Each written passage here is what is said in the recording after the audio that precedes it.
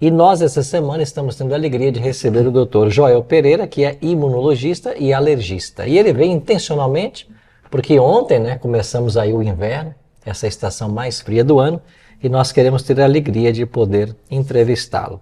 Obrigado, doutor Joel, mais uma vez, por sua disposição em estar conosco, tá? Obrigado, eu que agradeço. Vai voltar para a gente falar um Sim. pouquinho mais sobre estilo de vida, né? E a relação aí, a alimentação para uma boa saúde. Vamos falar um pouquinho hoje sobre dermatite atópicas. Isso é a coceira? Adoro esse tema, adoro. Por quê?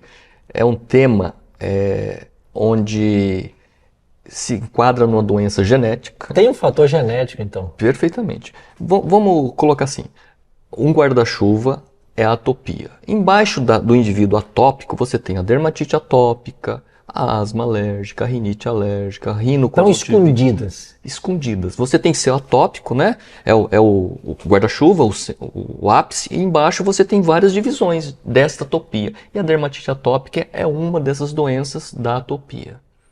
É uma mutação genética de um gene chamado gene da filagrina, onde a célula perde, ela se afasta, ela desidrata, porque ela abre, né? Ela não tem a conjunção, as células Junction, elas se abrem um pouquinho e a água sai.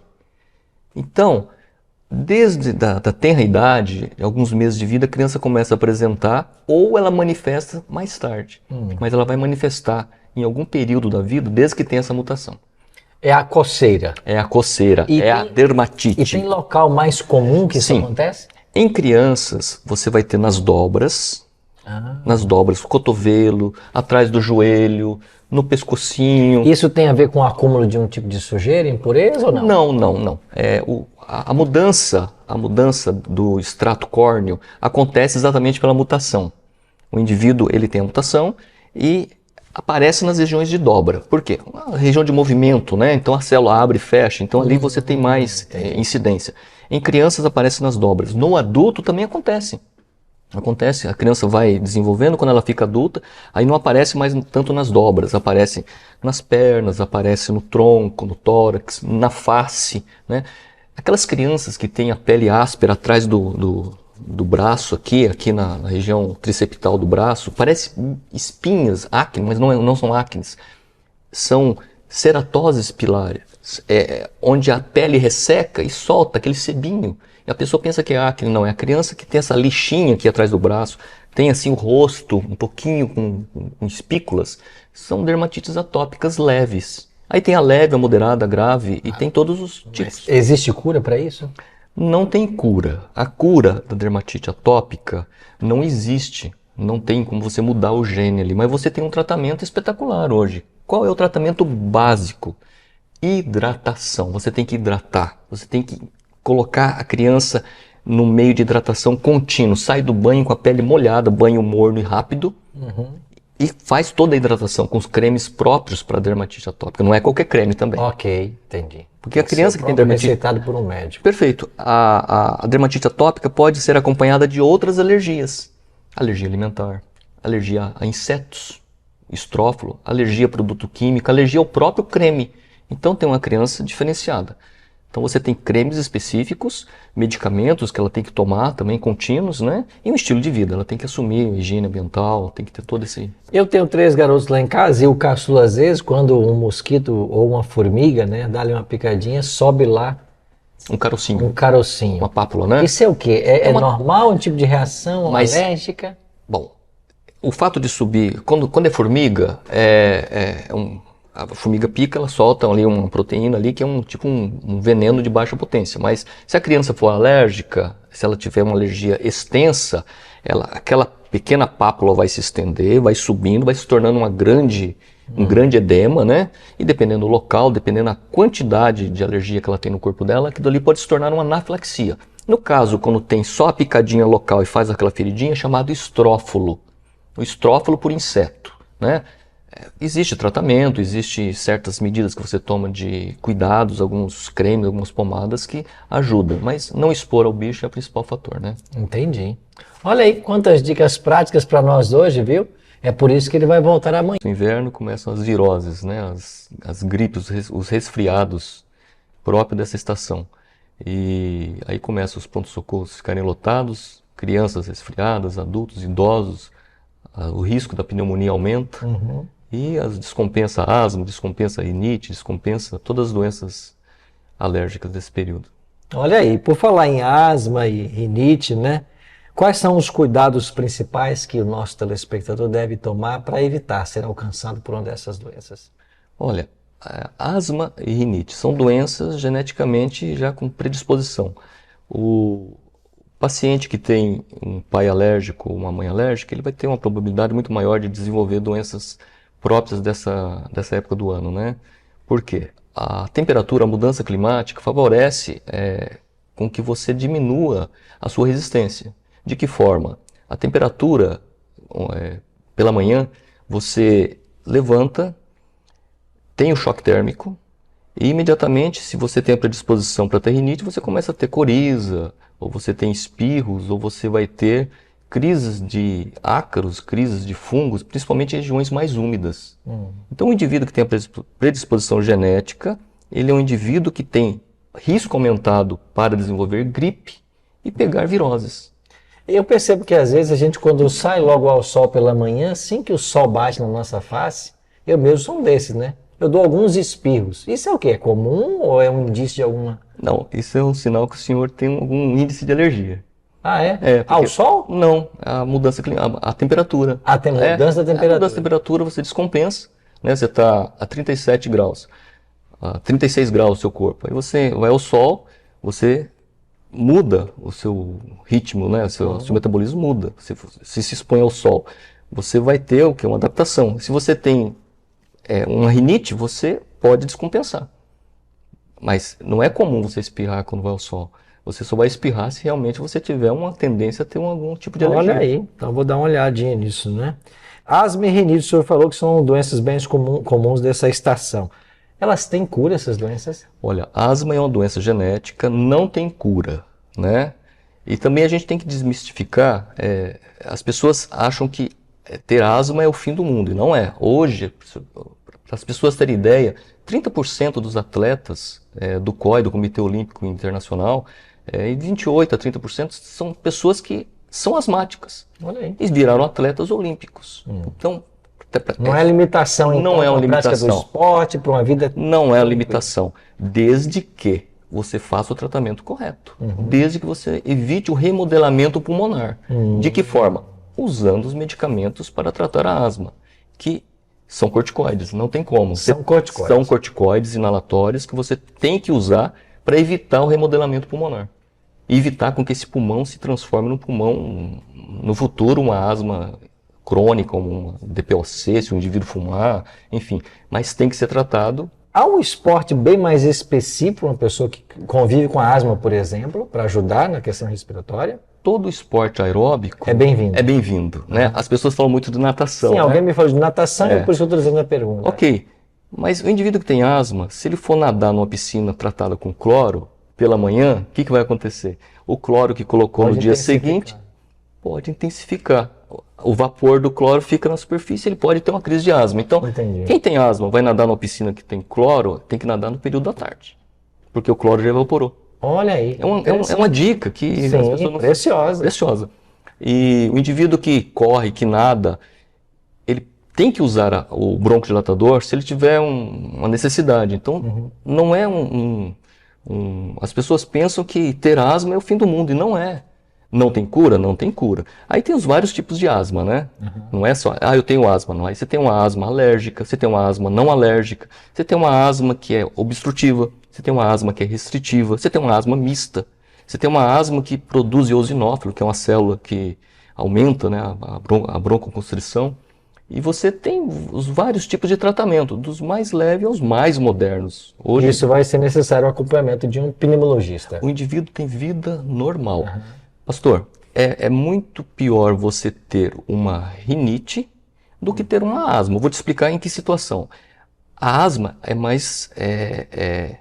A asma, se você entrar numa crise, você vai ali atrás do biombo, faz 2, 3 inalações e você volta à sua função normal, que dá para você terminar o seu dia. O indivíduo, quando está com a crise de rinite, ele não sai no primeiro comprimido, no segundo. Então, é mais mórbido a vida de quem tem rinite. É menos mortal. Ok. A asma é mais mortal, mas é menos mórbida. Então, o indivíduo que tem rinite e asma são duas doenças co-irmãs, que são vias aéreas comunicantes. A mucosa nasal é muito parecida com a mucosa pulmonar. Então, comunica. Quando você descompensa a rinite, se você tiver asma, você descompensa a asma. E ao contrário também é verdadeiro. Quando você tem asma e você descompensa a asma, foi porque você já está com a sua rinite no início, já está descompensada. Então não se trata a asma isolada da rinite, se trata as duas juntas. Olha aí.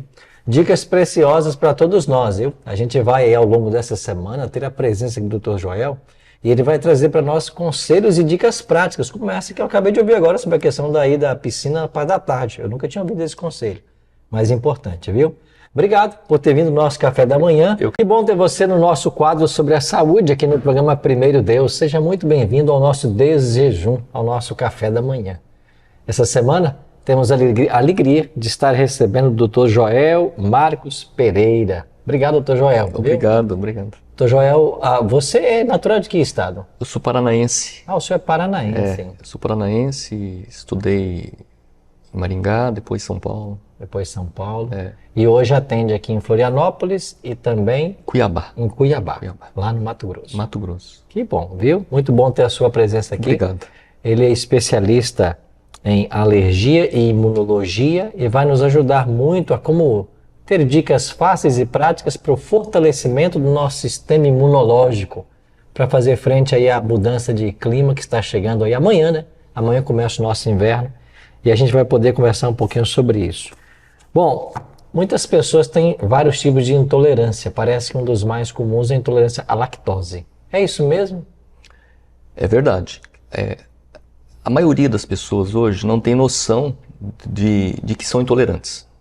Elas referem que tem dilatação, tem algum distúrbio intestinal quando tomam leite, mas não tem essa consciência, porque o grau não são todos iguais. O que é a intolerância à lactose? Seria a sua incapacidade de produzir a lactase que vai quebrar o açúcar do leite, que é a lactose. Então, é diferente da alergia ao leite de vaca. A intolerância à lactose, você pode dosá-la geneticamente ou com teste. Você toma lá o leite e vai dosando a sua glicose no sangue, né? Que a lactose se transforma em moléculas de glicose que são dosadas no sangue a cada 30, 40 minutos, e daí você vê se você aumentou o teor de açúcar no sangue ou se você não aumentou. Se você não aumentou, você não tem a capacidade de digerir a lactose, ou seja, aí você é intolerante. E o teste genético, você vê 2 genes, onde você tem ou não o gene que é capaz de produzir a lactase, que destrói a lactose. Todo mundo é intolerante por natureza ou não? Tem pessoas que não são intolerantes? Tem pessoas que não são intolerantes. Não são. O ser humano é o único ser que quer mamar até os 80 anos, né? E isso é um problema. Entendi. É um problema. Entre os derivados do leite, entra os dairy products. Então a gente tem que ter essa noção que indivíduos intolerantes à lactose não têm capacidade digestiva e vai ter complicações. Entendi, viu? Bom, e o que falar sobre a questão de vacinas? Nós temos hoje algum tipo de vacina para isso? Como se trata isso? Não temos vacina. O indivíduo que tem a intolerância à lactose, ele pode usar a lactase oral. Você compra lá a cápsula, o comprimido. Eu já vi alguns tomando antes, né? Toma-se antes. Ou depois? Não, toma-se uma antes, uma depois. Ok. Depende da sua intolerância. Se for intolerância leve, o grau. Você toma um antes e um depois. E se for muito intolerante, às vezes nenhuma depois não vai resolver, porque às vezes a intolerância é muito severa. Bom, como profissional de saúde, eu tenho intolerância. O conselho é: vou ficar tomando lactase ou melhor substituí-lo? Pode substituir, porque mesmo você tomando a lactase, você pode ter, assim... Outras complicações? Outras complicações, né? Porque hoje o nosso leite não é mais o leite dos anos 50, dos anos 40, né? Então a gente tem certas substâncias no leite aí que não são bem receptivas ao nosso organismo, né? Nosso sistema imune tem sofrido muito. Então tem aparecido muitas alergias alimentares, né? E o leite em criança desponta, né? Bastante. Vai provocar essas alergias naturalmente. A criança que tem predisposição genética, né? Hoje você vê aí crianças com 6 meses, antes dos 2 meses, às vezes já não consegue nem tomar o leite da própria mãe, porque a mãe usa o leite e passa a molécula. Ah, isso passa através do leite materno também? Perfeitamente. Você tem que tirar o leite da mãe se a criança tiver alergia ao leite de vaca, que é diferente de intolerância à lactose. Olha que dica interessante, né? Pode ser então aí que uma mamãe esteja aí vendo os sintomas na filha, no filho, de uma intolerância, mas eu não uso e etc. A criança não usa, né? Mas talvez a mãe está usando e está transferindo essa intolerância. Não, e tem dois fatores. Às vezes a criança tem intolerância à lactose e não tem alergia ao leite de vaca. Ok. Aí o que acontece? A mãe usa o leite, amamenta a criança, vai ter complicações. E ela pode começar a apresentar alergia ao leite de vaca de várias manifestações. Com diarreia sanguinolenta, com vômitos, com emagrecimento, não ganha peso. É um sinal. Criança que não ganha peso, tem diarreia, estrias de sangue nas fezes, olha a fralda. Gente, tem que procurar um especialista. Um especialista tem que procurar, porque senão a criança começa a desnutrir, não absorve. Aí você é obrigado a entrar com leite de vaca extensamente hidrolisado ou aminoácidos do leite de vaca, né? Que tem que entrar logo nos primeiros meses, aí senão a criança começa a apurar o paladar e ela não aceita mais. É um problema gigante, porque a criança às vezes se descobre com 6 meses, ela está 6 meses sendo castigada ali, aí a hora que você quer introduzir uma proteína extensamente hidrolisada, o sabor não apetece, ela não aceita. É muito difícil, a criança começa a emagrecer, e aí como que a gente faz? Tira o leite da mãe, tira os derivados do leite e os alimentos que têm leite. Por exemplo, embutidos. Embutidos têm leite. Linguiça, presunto. Tudo isso tem moléculas de leite. Então você tem que esterilizar a dieta da mãe para que ela amamente a criança livre dessa molécula. E aí a criança começa a ganhar peso. Até o período de desmamar completamente. Olha aí. Que dicas preciosas. E obrigado, doutor. Eu que agradeço. Joel, por estar conosco essa semana. Amanhã, né, ele volta para dar mais conselhos para nós. Bem-vindo ao nosso Momento da Saúde aqui no programa Primeiro Deus. Nós somos o templo do Espírito Santo. Nosso corpo é templo para a habitação do Espírito Santo. E Deus quer habitar num corpo saudável. É por isso que nós temos esse quadro todos os dias, onde trazemos um especialista para conversar um pouquinho sobre saúde aqui no nosso Desjejum. Estamos recebendo essa semana o Dr. Joel Pereira, que é imunologista e alergista. Obrigado, Dr. Joel. Obrigado. Por seu tempo, passar conosco esses programas aqui dessa semana, viu? Eu que agradeço, fico feliz. Imagino que a sua correria seja muito grande, né? Mas é muito bom ter você aqui para nos ajudar. Ele, além dessas especialidades, ele também teve um tempo nos Estados Unidos, né? Onde lá no Wildwood Lifestyle, você participou de atividades lá que voltadas para a questão o estilo de vida saudável, é isso? Sim, em Wildwood eles têm uma ala totalmente natural e uma ala alopática. Você escolhe como você quer ser tratado. Se você quiser ser tratado naturalmente, vai para a ala de todos os tipos de doença. E eu vi coisas incríveis, né? Eu já vi câncer de próstata, isso eu constatei, eu liguei para o paciente, eu peguei a biópsia e olhei e curou. Curou com o estilo de vida. Com o estilo de vida. Então, Práticas tem coisas que não se explica pela medicina tradicional. Mas eu constatei, eu liguei porque eu queria ver, né? Nós médicos somos céticos. Alguns são bem céticos, né? Nós somos céticos e alguns têm mais fé, outros menos fé, né? E eu tenho fé. E eu liguei para o paciente porque ele tratou e eu queria constatar e testemunhar isso no consultório para que as pessoas acreditassem no estilo de vida saudável. E o câncer dele desapareceu e tinha biópsias positivas. Como se explica isso? Né? Aos olhos da ciência é impossível. Foi uma reeducação alimentar total. E práticas. 9 meses integral de reeducação alimentar, onde ele aprendeu nesses tipos de hospitais, igual Wildwood, igual Instituto Wilmar, Loma Linda. Aqui nós temos Serra do Cipó no Brasil, temos centros de vivência saudável, né? Então aprende nesses lugares. E eu constatei, tinha biópsia positiva, tinha cirurgia marcada, tinha CA invasivo, e eu constatei.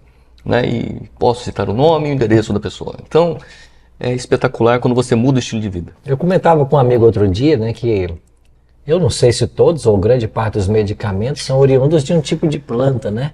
de algo que está na natureza. Ou seja, então aquilo que Deus já colocou na natureza são elementos curativos e às vezes isso vira um medicamento, né? Nós somos aquilo que comemos, nós somos aquilo que integramos na natureza. Então, se a gente começa a usar as coisas da natureza, nós vamos nos restaurar. Quanto mais natural possível, Quanto melhor. mais natural possível, mais você volta ao seu estado genético original. Bom, esse é um tema muito importante, viu? Inclusive, já convidei o Dr. Joel para voltar aqui ao programa Primeiro Deus para a gente tratar durante uma semana sobre essa questão do estilo de vida e a importância da alimentação para uma boa saúde. Mas hoje, estamos começando aí, né? Dia 21 de junho, começa hoje o inverno. E eu queria perguntar então para o senhor, né, que é um especialista aí em imunologia e alergia.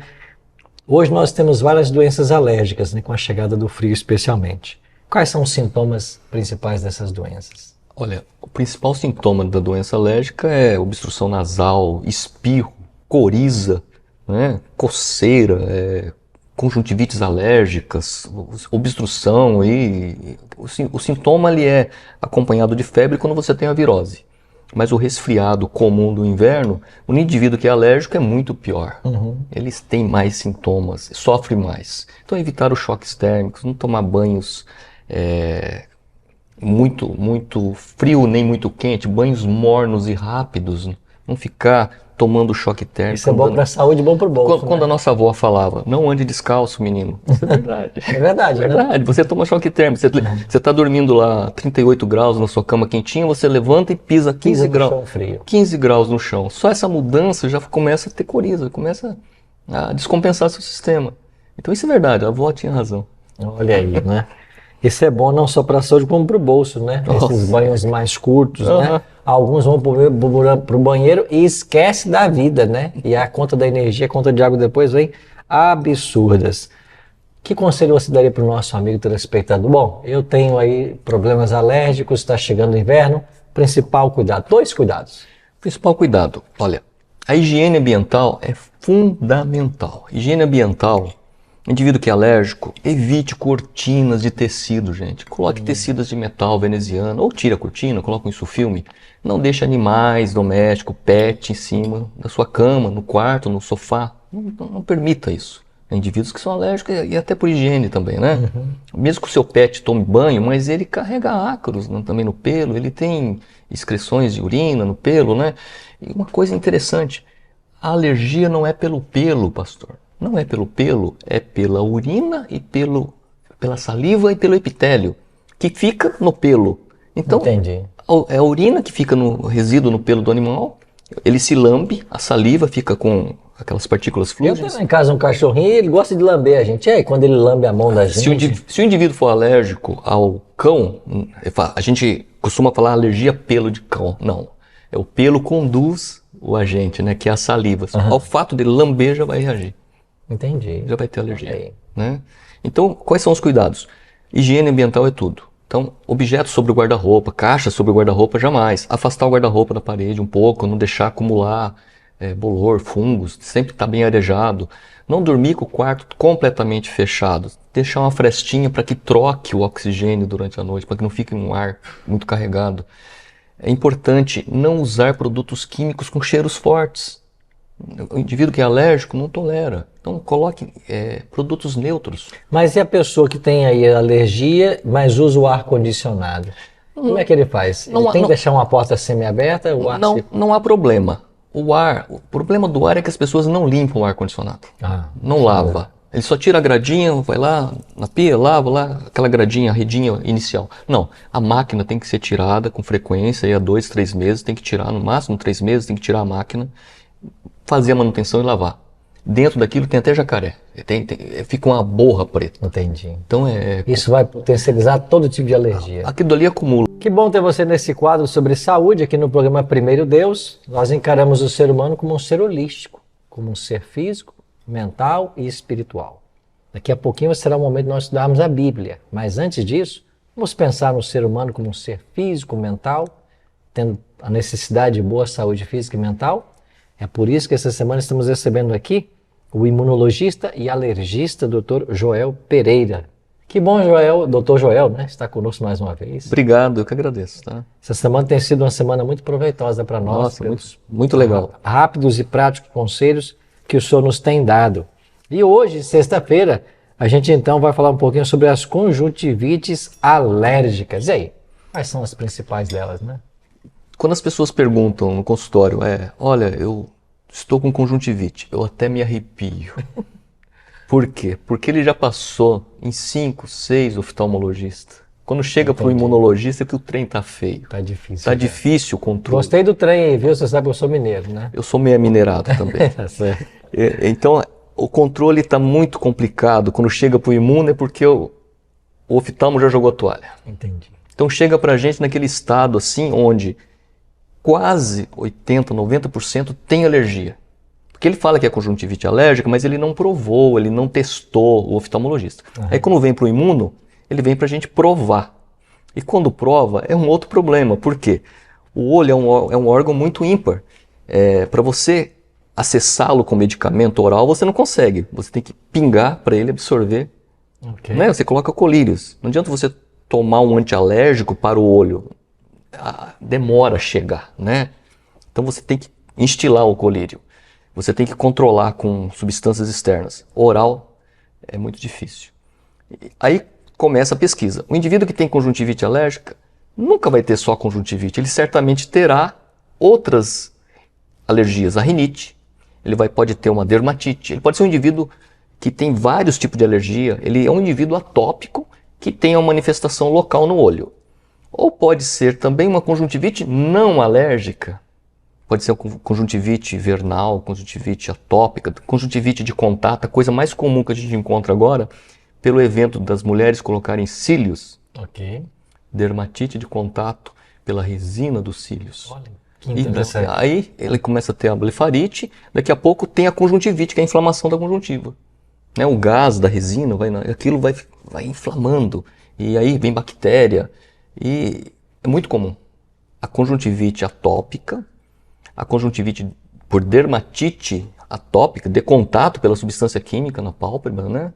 E a conjuntivite por ácaros, fungos, por elementos que tem na natureza. É isso que eu ia perguntar. Sempre existe um elemento que vai ser a propulsão para que ela se manifeste, Sim, né? ele tem que ter Isso vem de tempos em tempos ou depende desse contato com esse fator externo? Depende. Ela pode ser perene ou sazonal. No sul do Brasil você tem a época as estações são mais definidas, né? Uhum. Você tem o outono, você tem a primavera, então na época da primavera você tem a florada dos pinheiros, da bétula. No sul do Brasil você tem muito conjuntivites por pólens. Entendi. Diferente em outros lugares, onde você tem uma estação mais uniforme, você tem menos conjuntivites por pólens, você tem conjuntivites por ácaros. Então depende da região que você está, você vai ter um tipo de conjuntivite. E todas elas têm tratamento, isso que é legal. Todas elas você consegue atuar, você consegue bloquear com dessensibilizando com imunoterapia ou fazendo imunobiológicos para controlar, mas todas elas têm solução. Sinusite, e aí? O que podemos falar? Sinusite também nunca vem sozinho. Você só tem sinusite se você tiver rinite. Esta é uma informação preciosa. Porque, primeiro, você tem que ter uma congestão nasal para obstruir os ósteos que ventilam, né? Porque nossos seios da face são caixas de som. São ocos, né? Você tem os seios frontais, os seios maxilares, os seios esfenoidais, estimoidais. Eles são vazios para aquecer o ar que nós respiramos. E quando obstrui um ósteo desse por uma rinite, aquilo infecta por uma bactéria e começa a ter as infecções, as sinusites de repetição. Então a doença até mudou de nome, chama-se rinocinusite alérgica ou rinocinusite. Mas da relação das duas. As duas são entrelaçadas, nunca vem sozinha, só sinusite, pode vir a rinite sem a sinusite, mas a sinusite nunca vem sem a rinite. Olha aí. E os conselhos para uma pessoa que está aqui em frente a isso aí é o quê? Quanto o ambiente mais arejado, melhor. Sim. Sempre eu bato no mesmo ponto, que é a higiene ambiental. A partir da higiene ambiental, fazer consultas regulares com o pediatra, com um especialista, o alergista, o seu médico, para ter esse, com o otorrino, né, para ter esse controle. Tratar, diagnosticar, tratar e resolver. As pessoas pensam que operar, tirar a obstrução nasal é tratamento. Não, aí você está tratando um fator mecânico. Você tem que tratar o problema fisiológico, Entendi. a causa. A Senão causa. você vai operar o nariz, será operado pelo otorrino. E não vai resolver. Fica bom 2 anos, 3 anos, Vai aquilo voltar. desobstrui, mas a partir daí começa a crescer novamente a carne esponjosa, os cornetos começam a aumentar e volta a ter o problema novamente. Olha aí. Doutor Joel, muito obrigado por seus Obrigado. conselhos ao longo dessa semana. Ele volta aqui no programa Primeiro Deus, mais à frente, para falar um pouquinho para a gente sobre a importância da relação de uma boa alimentação para uma boa saúde, estilo de vida. É um tópico muito interessante e ele volta. Obrigado, doutor Joel. Eu que agradeço. Que Deus Obrigado. abençoe ricamente você. Que bom ter você nesse quadro sobre saúde aqui no programa Primeiro Deus. Nós encaramos o ser humano como um ser holístico, como um ser físico, mental e espiritual. Daqui a pouquinho será o momento de nós estudarmos a Bíblia. Mas antes disso, vamos pensar no ser humano como um ser físico, mental, tendo a necessidade de boa saúde física e mental. É por isso que essa semana estamos recebendo aqui o imunologista e alergista Dr. Joel Pereira. Que bom, Joel, Dr. Joel, né? Está conosco mais uma vez. Obrigado, eu que agradeço. Tá? Essa semana tem sido uma semana muito proveitosa para nós. Nossa, pelos muito legal. rápidos e práticos conselhos que o senhor nos tem dado. E hoje, sexta-feira, a gente então vai falar um pouquinho sobre as conjuntivites alérgicas. E aí, quais são as principais delas, né? Quando as pessoas perguntam no consultório, olha, eu estou com conjuntivite, eu até me arrepio. Por quê? Porque ele já passou em 5, 6 oftalmologistas. Quando chega para o imunologista é que o trem tá feio. Tá difícil. Tá difícil o controle. Gostei do trem aí, viu? Você sabe que eu sou mineiro, né? Eu sou meio minerado também. Tá certo. Então, o controle está muito complicado. Quando chega para o imuno é porque o oftalmo já jogou a toalha. Entendi. Então chega para a gente naquele estado assim, onde quase 80%, 90% tem alergia. Porque ele fala que é conjuntivite alérgica, mas ele não provou, ele não testou, o oftalmologista. Aí quando vem para o imuno, ele vem para a gente provar. E quando prova, é um outro problema. Por quê? O olho é um órgão muito ímpar.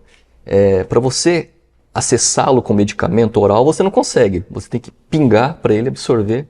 Okay. Né? Você coloca colírios. Não adianta você tomar um antialérgico para o olho. Demora a chegar, né? Então você tem que instilar o colírio. Você tem que controlar com substâncias externas. Oral é muito difícil.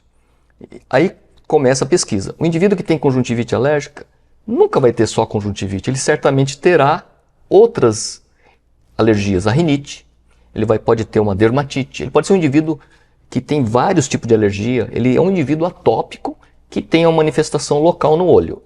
Ou pode ser também uma conjuntivite não alérgica. Pode ser conjuntivite vernal, conjuntivite atópica, conjuntivite de contato, a coisa mais comum que a gente encontra agora, pelo evento das mulheres colocarem cílios. Ok. Dermatite de contato pela resina dos cílios. Olha, que interessante. Aí ele começa a ter a blefarite, daqui a pouco tem a conjuntivite, que é a inflamação da conjuntiva. Né? O gás da resina, aquilo vai inflamando, e aí vem bactéria, e é muito comum. A conjuntivite atópica, a conjuntivite por dermatite atópica, de contato pela substância química na pálpebra, né? E a conjuntivite por ácaros, fungos, por elementos que tem na natureza. É isso que eu ia perguntar. Sempre existe um elemento que vai ser a propulsão para que ela se manifeste, Sim, né? ele tem que ter Isso vem de tempos em tempos ou depende desse contato com esse fator externo? Depende. Ela pode ser perene ou sazonal. No sul do Brasil você tem a época as estações são mais definidas, né? Uhum. Você tem o outono, você tem a primavera, então na época da primavera você tem a florada dos pinheiros, da bétula. No sul do Brasil você tem muito conjuntivites por pólens. Entendi. Diferente em outros lugares, onde você tem uma estação mais uniforme, você tem menos conjuntivites por pólens, você tem conjuntivites por ácaros. Então depende da região que você está, você vai ter um tipo de conjuntivite. E todas elas têm tratamento, isso que é legal. Todas elas você consegue atuar, você consegue bloquear com dessensibilizando com imunoterapia ou fazendo imunobiológicos para controlar, mas todas elas têm solução. Sinusite. E aí? O que podemos falar? Sinusite também nunca vem sozinho. Você só tem sinusite se você tiver rinite. Esta é uma informação preciosa. Porque, primeiro, você tem que ter uma congestão nasal para obstruir os ósteos que ventilam, né? Porque nossos seios da face são caixas de som. São ocos, né? Você tem os seios frontais, os seios maxilares, os seios esfenoidais, estimoidais. Eles são vazios para para aquecer o ar que nós respiramos.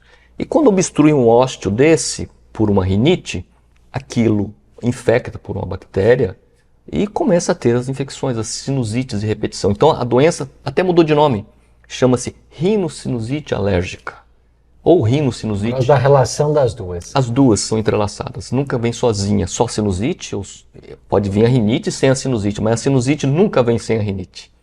Olha aí. E os conselhos para uma pessoa que está aqui em frente a isso aí é o quê? Quanto o ambiente mais arejado, melhor. Sim, sempre eu bato no mesmo ponto que é a higiene ambiental. A partir da higiene ambiental, fazer consultas regulares com o pediatra, com um especialista, o alergista, o seu médico, para ter esse, com o otorrino, né, para ter esse controle. Tratar, diagnosticar, tratar e resolver. As pessoas pensam que operar, tirar a obstrução nasal é tratamento. Não, aí você está tratando um fator mecânico. Você tem que tratar o problema fisiológico, Entendi. a causa. Senão você vai operar o nariz, será operado pelo otorrino. E não vai resolver. Fica bom 2 anos, 3 anos, Vai aquilo voltar. desobstrui. Mas a partir daí começa a crescer novamente a carne esponjosa, os cornetos começam a aumentar e volta a ter o problema novamente. Olha aí. Doutor Joel, muito obrigado por seus Obrigado. conselhos ao longo dessa semana. Ele volta aqui no programa Primeiro Deus, mais à frente, para falar um pouquinho para a gente sobre a importância da relação de uma boa alimentação para uma boa saúde, estilo de vida. É um tópico muito interessante e ele volta. Obrigado, doutor Joel. Eu que agradeço. Deus Obrigado. abençoe ricamente você. Estamos aqui no nosso café da manhã. Espero que você esteja começando também bem o seu dia aí, se alimentando bem. Afinal, esta é a principal refeição do dia. Deve ser, né? Doutor Joel está conosco essa semana. Tudo bem, doutor Joel? Obrigado de novo. Passou bem de ontem? Maravilhoso. Que bom ter você aqui com a gente no programa. Doutor Joel, ele é imunologista e alergista. E essa semana a gente quer focar um pouquinho a respeito da relação da alimentação com a boa saúde, para nós termos um bom sistema imunológico, que é aquilo que vai se proteger contra qualquer tipo de doença. Mas tem aí pessoas imunodeficientes. É isso mesmo, doutor? É isso mesmo. As pessoas chegam ao consultório, chegam no hospital, falam que veio aqui fazer um tratamento para imunidade. Bom, primeiro, nós temos que definir o que são imunodeficiências.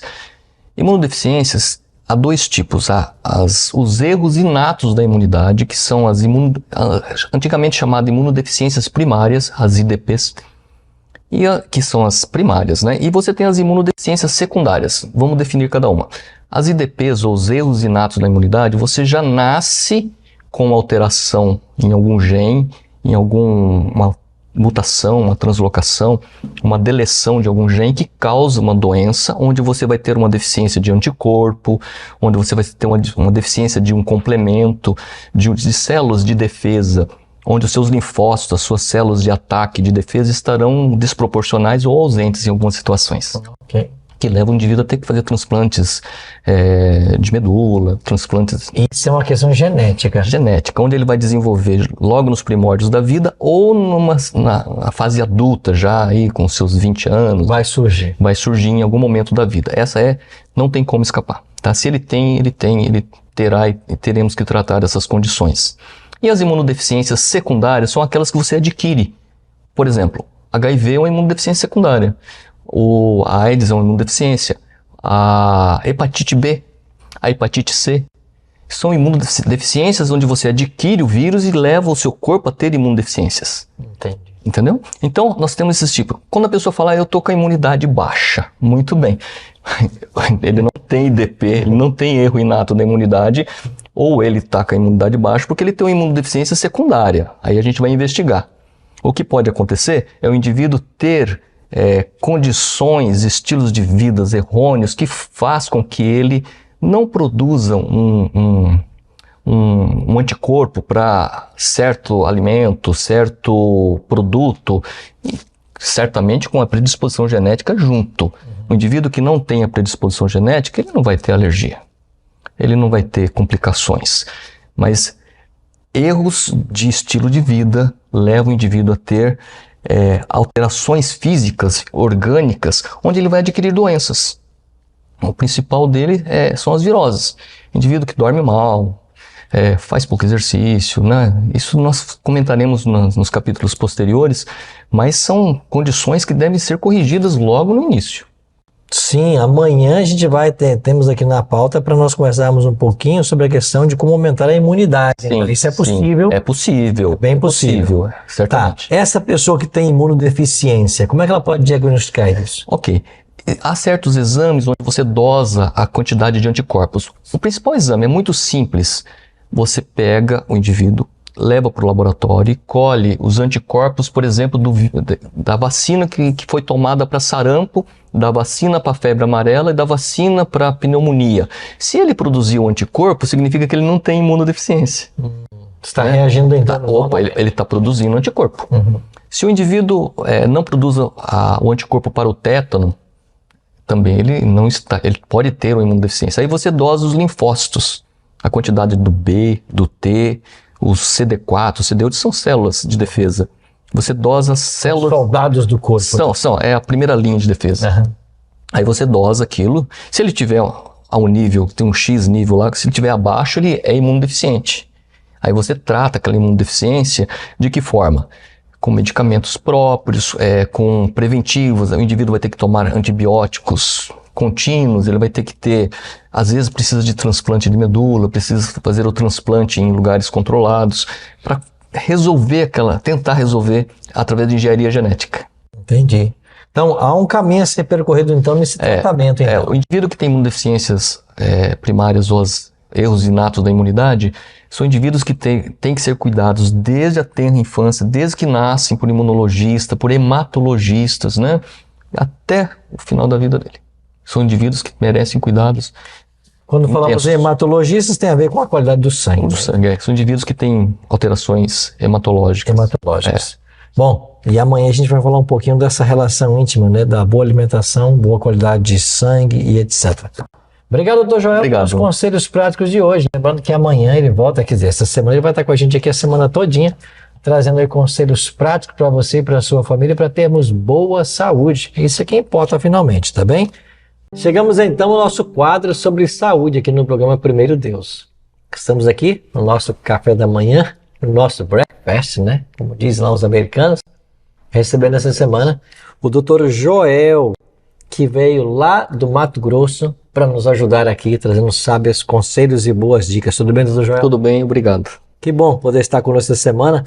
Ontem nós falamos um pouquinho, ou antecipamos o tema de hoje, que a gente ia falar um pouquinho sobre a questão do fortalecimento do sistema imunológico. Ele me contava há pouco que um paciente chegou até o seu consultório e disse: olha, eu vim aqui para aumentar meu sistema imunológico, né?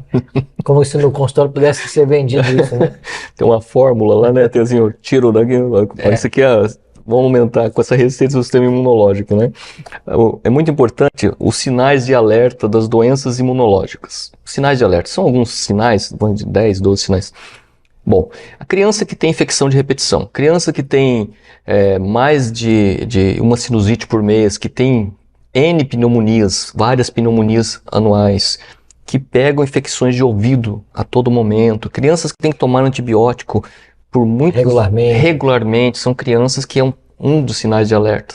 Entendi. Né? Crianças com alergia alimentar. Então vai somando os sinais. Tem infecção, tem alergias alimentares, tem intolerâncias alimentares, né? Tem doenças que você são associadas, as imunodeficiências é uma associação de vários sistemas, né? Você pode ter alergia alimentar, você pode ter alergia por insetos, você pode ter as rinites, é um conjunto de sinais e sintomas que formam a síndrome, né?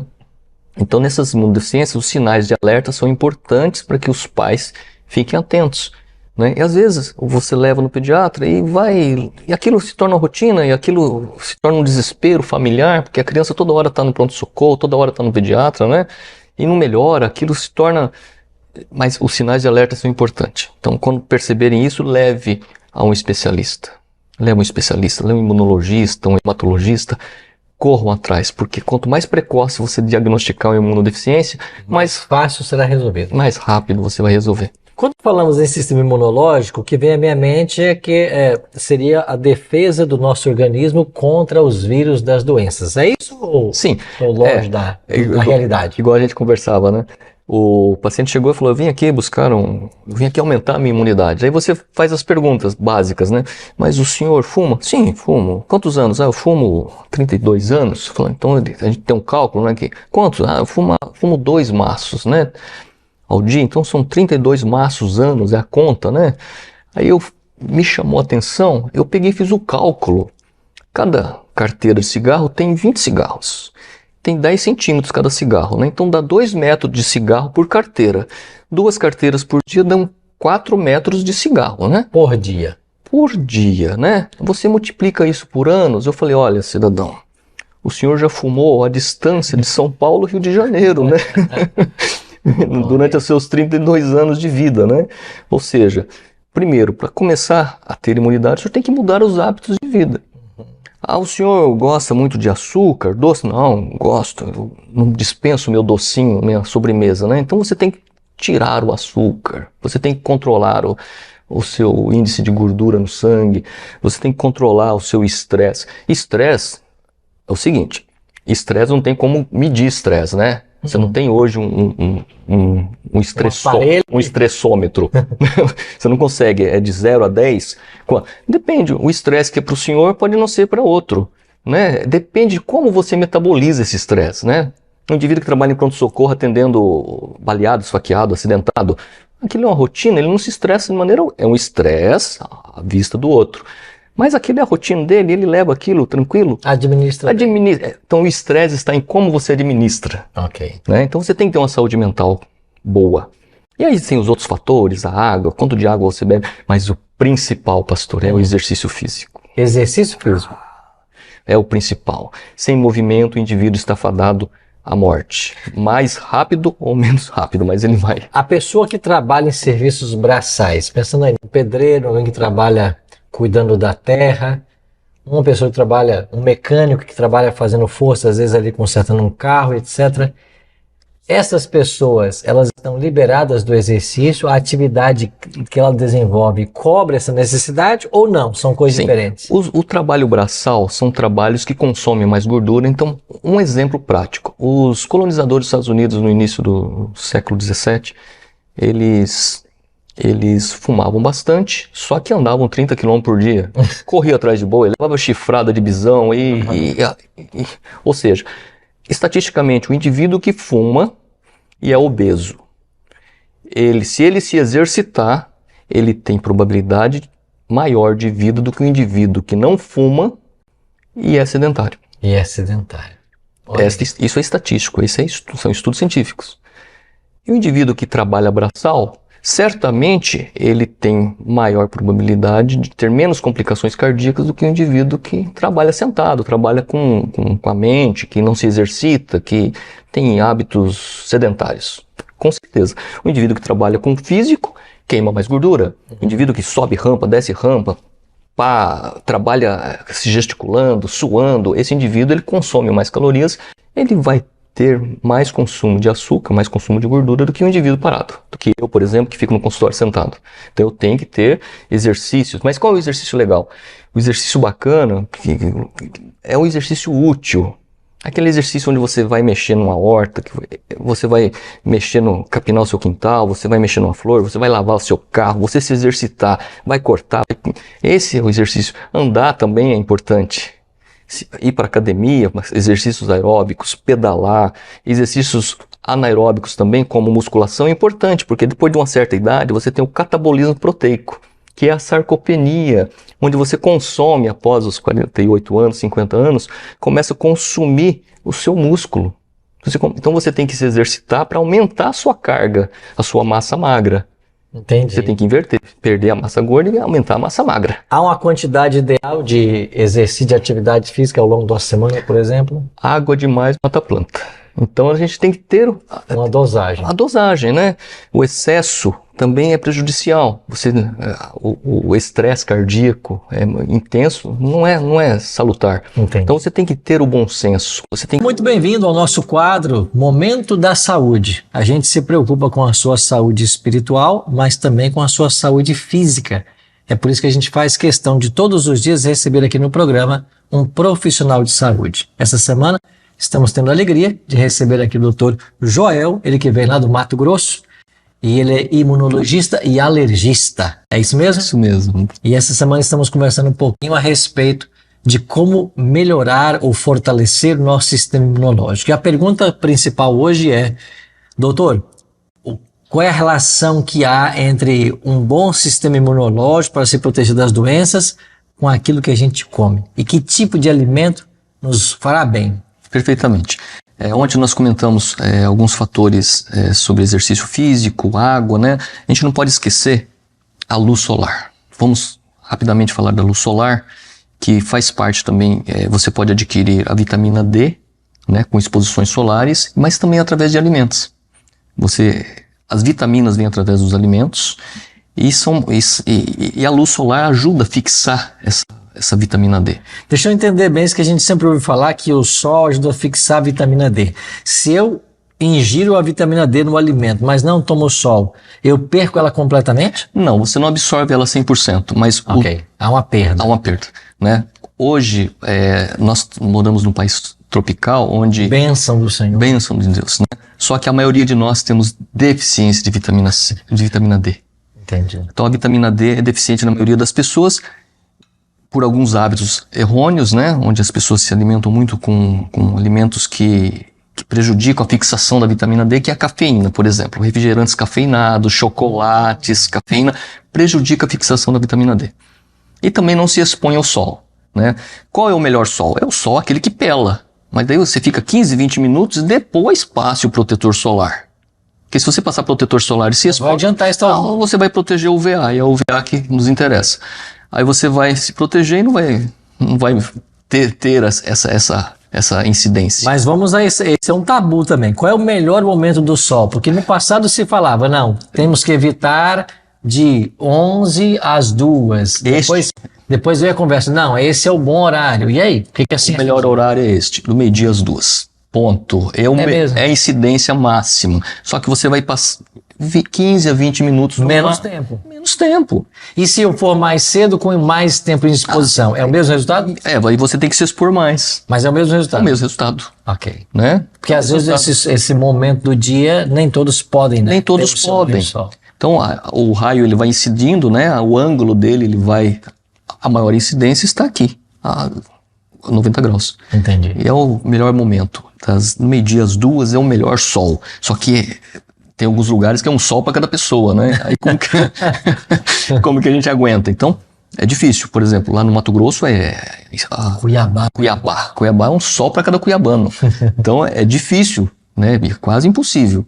Então, você tem que se programar para tomar sol, né? Você sai do carro, vai para o consultório, você já chega suado, né? Então, tem que ter essa consciência. Mas também você pode fazer a reposição da vitamina D. Aquele que não pode ficar se expondo, você pode repor. São injeções, né, que você toma, né? A melhor são as injeções. As melhores são as injeções e tem oral também, mas a melhor é aquela injetável. Essa é ótima, né? E o maior anticancerígeno que existe é a vitamina D.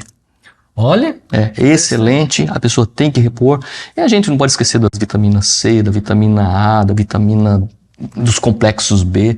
Indivíduos que não comem carne têm que fazer reposição de vitamina B, de complexos B.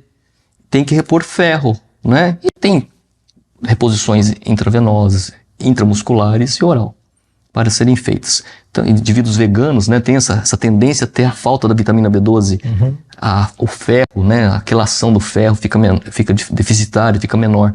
Então você pode repor de outras formas, né? E esses alimentos que são ricos em ferro, como por exemplo a couve, me parece que é rico em ferro? Sim, mas o indivíduo tem que comer um caminhão de couve para compensar. Então compensa ele repor, né? Realmente tem vitamina B12, você tem todo um ácido fólico ali, mas a quantidade tem que ser imensa, né? E a variação dos alimentos é importante. Você variar a cor. Alimentos crus são os principais para repor as vitaminas e manter você nutrido. É a variação. Imagine comigo, um indivíduo que come arroz e feijão todo dia durante 10 dias, ele já desnutriu, porque todo dia a mesma coisa, o mesmo nutriente, ele não tem capacidade de defesa por algum ataque. Ele tem que ter uma variação. Então nunca repetir. Pode comer arroz e feijão, claro, né? Mas não todo dia. né? A variação das cores na mesa, vários Trocar o feijão por uma ervilha, Puxa, por uma lentilha, por um grão de bico. Gente, leguminosas existem, não, grão de bico, lentilha, ervilha, de preferência aqueles brotos, né? Aqueles mais brotados, quanto mais durinho, mais cru, melhor. Saladas de feijões, ou seja, quanto mais cozido, menos mineral, menos vitamina, porque eles se degradam. Então é importante você ter essa consciência do cru, Pode comer, claro, o cozido, mas o cru não pode faltar na mesa. Tem que ter. É o alimento vivo, né, que a gente chama. Alimento vivo. Alimento vivo. Né, os brotos, as saladas, e evitar a mistura da fruta junto à refeição. Refeição com vegetais, numa refeição, e na outra com frutas. Não fica misturando a fruta com a verdura, né, o doce com o óleo, com o salgado. Não fica fazendo essas misturas. É importante você ter essa divisão, essa consciência, né? Primeiro come o cru, aí você vai aumentar, vai diminuir, né, a ingesta de carboidrato, porque você já... O apetite já sacia, né? Você já vai estar com a saciedade já completa. E o que sobrar, aí você completa com carboidrato. Entendi. Olha aí, quantas dicas preciosas, né? Outro dia eu ouvi algo bem interessante, né? Que uma boa forma de a gente poder averiguar como anda a nossa alimentação é: responda a pergunta, você está desempacotando mais ou descascando mais? Importante é, tudo que tiver que abrir, rasgar ou cortar para comer é um problema. Ok. Então vamos aí dar preferência aos alimentos crus, né? Isso vai fortalecer o nosso sistema imunológico, nos ajudar a ter uma boa saúde. A gente volta, né, a conversa amanhã com o nosso querido amigo Dr. Joel, tá bem? Que bom ter você aqui no quadro Momento da Saúde. Nós estamos aqui, já tomando o nosso café da manhã com o Dr. Joel, que veio lá do Mato Grosso para nos auxiliar aqui essa semana, dando dicas preciosas para termos uma boa saúde. Essa semana estamos falando um pouquinho sobre o estilo de vida. Dr. Joel, obrigado por sua presença, viu? Eu que agradeço. Ontem o senhor mencionou um pouquinho sobre hábitos e falou a importância do exercício, também do alimento cru. Que outros hábitos nós deveríamos ter para termos boa saúde? Uma coisa importante é o descanso. Descanso? Descanso. Você tem que ter aí pelo menos 7 a 8 horas de descanso. Vai variar de cada pessoa para cada pessoa ou não? Existe um padrão? Existe, não tem um padrão. Tem pessoas que o ritmo circadiano dele, o ritmo biológico dele é mais noturno, né? O outro é mais diurno. Mas de uma forma geral, se você dormir 9 horas da noite e acordar 4 horas da manhã, você já cumpriu sua meta. Aí eu lhe pergunto, quem que consegue dormir hoje às 9 horas da noite, né? Porque o estilo de vida das pessoas, e aí no dia seguinte dorme lá para as 11 horas, meia-noite, acorda às 6 horas da manhã, cansado, e isso já atrapalha todo o seu ritmo biológico, né? Aí no final de semana está cansado, e aí você entra no segundo problema, que é a síndrome da fadiga crônica. Onde a pessoa está sempre cansada. Um cansaço emenda no outro, sempre cansado, né? E aí as suas defesas começam a ser diminuídas. Você começa a ter viroses, você começa a ficar mais fragilizado, mais suscetível a pegar gripes. Não por imunodeficiência, claro, já explicamos isso. Mas cai as suas defesas, né? Você fica mais suscetível. Então o descanso é importantíssimo, né? 7 a 8 horas. E qual é o melhor sono? O melhor sono é aquele que você deite antes das 10. Esse é o sono, é o mais restaurador possível, é o antes das 10 horas. 9 e pouquinho, você já se preparar para dormir, e dormir só 7, 8 horas é o ideal, né? Tem gente que 7 horas está ok, tem gente que 8, 9 horas, mas na média de 7 a 8 horas, 9 horas é o ideal. Bem, falamos então sobre o sono e o que mais? Que outros hábitos poderemos ter? Exercício ao ar livre, respiração, ar puro. Ar puro? Ar puro, né? Sem oxigênio não há vida. Então, respira, exercícios ao ar. Olha, seja ele pedalando, andando, fazer uma caminhada, conversando, não há coisa melhor para a restauração do descanso mental, do descanso físico, né? Porque entra a saúde mental junto. Sim. Quando você faz exercício, você está melhorando a sua saúde mental, você está meditando, né? Você está ali trocando ideia com você mesmo e colocando seus planos em ordem. Você está ali fazendo aquele jogo mental e colocando a sua saúde mental em organização. É importante exercício físico ao ar livre. ok, em grandes metrópoles, em cidades grandes, exercício Talvez em seja mais difícil um mais pouco, difícil um pouco, né? Mas sempre há a possibilidade de uma caminhada, de uma pedalada. E hoje, muitas grandes metrópoles sempre dão prioridade para uns parques, né? Parques. Ambientes ali onde... E desde que sejam exercícios aeróbicos. Para aqueles que têm idade mais avançada, é importante. Ah, não posso fazer exercício de impacto. Ok, então vamos fazer exercício na piscina. Vamos, né? Hoje existe aí hidroginástica que não tem impacto e não tem lesões, assim. Então, nos idosos, nas cidades, assim, tem essas comunidades financiadas pela própria prefeitura, pelas secretarias de saúde, que oferece esses recantos para os idosos.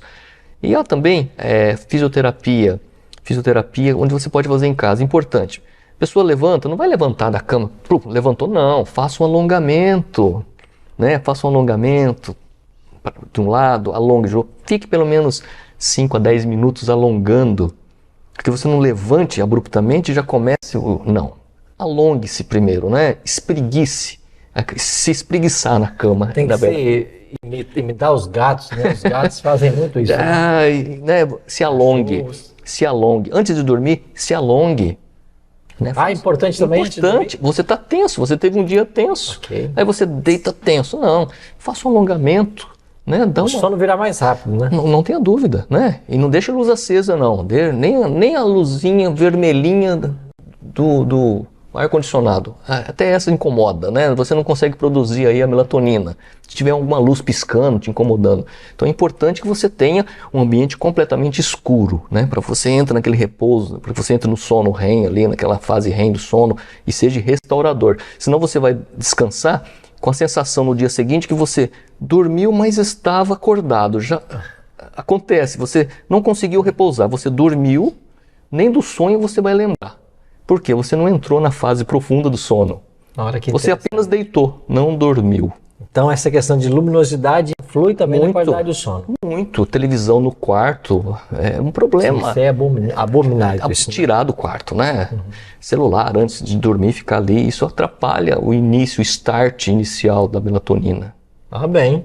Obrigado por esses conselhos práticos para nós aí, viu? Obrigado. Agradecemos ao Dr. Joel por essa semana com tantos conselhos especiais. Obrigado, doutor. Que o senhor volte em outros programas para nos auxiliar aqui, tá bem?